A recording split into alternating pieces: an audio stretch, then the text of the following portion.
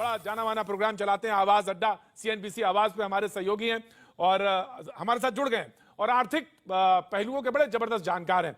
नीरज जी, मैं आपसे ये जानना चाहता हूं, बहुत मुझे मालूम है आपका प्रोग्राम का समय है, लेकिन मैं बस तुरंत एक सवाल ये पूछ लेना चाहता हूं कि जो मुफ्तबाजी की जो ये राजनीति होती है उसका असर आम लोगों पर कहां तक पड़ता है और ये कितना बोझ डालती है और कितना असरदार होती है? असरदार तो मुझे मालूम है, लेकिन ये बोझ कितना डाल देती है और कहां तक भला होता है, मैं ये जानना चाहता हूं। क्या इसका कोई स्थायी समाधान होता है?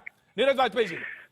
प्रतीक भाई, देखिए, जब इस तरीके की जो चीजें होती कि माफ बिजली का बिल फ्री कर दो, पानी फ्री कर दो, या बहुत सारी चीजें जब आप फ्री बांटने लगते हैं तो तमाम इकोनॉमीज में ये कुछ हद तक चलता है, ये इकोनॉमिक्स में भी एक्सेप्टेड है। लेकिन जब राजनीतिक दल इसको टूल की तरह यूज करने लगे और लोग इसको अपना हक मानने लगे, प्रॉब्लम वहां पे खड़ी होती है।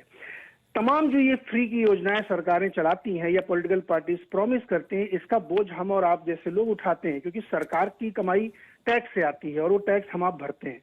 तो पूरी दुनिया में ये एक्सेप्टेड है कि अमीरों से, ज्यादा कमाने वालों से खूब टैक्स वसूलिए और उसको गरीबों में डिस्ट्रीब्यूट करिए, क्योंकि वो कमा नहीं पा रहे हैं। ये एक लिमिटेड लाइबिलिटी के तौर पर एक्सेप्टेड है। लेकिन जब ये तरीका बन जाए कि चुनाव जीतने के लिए, राजनीतिक हथकंडों के लिए, तब प्रॉब्लम होती, क्योंकि बहुत ज्यादा जब आप स्ट्रेच करते हैं तो खजाना खाली होता है। मैं बिना किसी पॉलिटिकल पार्टी का नाम लिए कह रहा हूं, जिन जिन जगहों पे ये बिजली पानी फ्री कही गई है, वो लोग ये बताएं कि अर्थशास्त्र की भाषा में कैपिटल कितना एसेट उन्होंने क्रिएट किया है। कैपिटल एसेट क्रिएट ही नहीं किया, मतलब कितने आपने नए स्कूल बनाए, कितने आपने अस्पताल बनाए, कितने आपने बड़े प्रोजेक्ट लगाए, वो नहीं होता है, क्योंकि आपकी जो कमाई है वो सब इन्हीं चीजों में जाती है। तो कैपिटल एसेट अगर आप क्रिएट नहीं कर रहे हैं तो भविष्य में बहुत दिक्कत आती है। आप इस समय देख लीजिए देश की स्थिति, राज्यों की स्थिति, कि आपके पास पैसे की मारामारी है और पेट्रोल डीजल पे आप हैवी टैक्सिंग कर रहे हैं क्योंकि आपके पास पैसे नहीं है।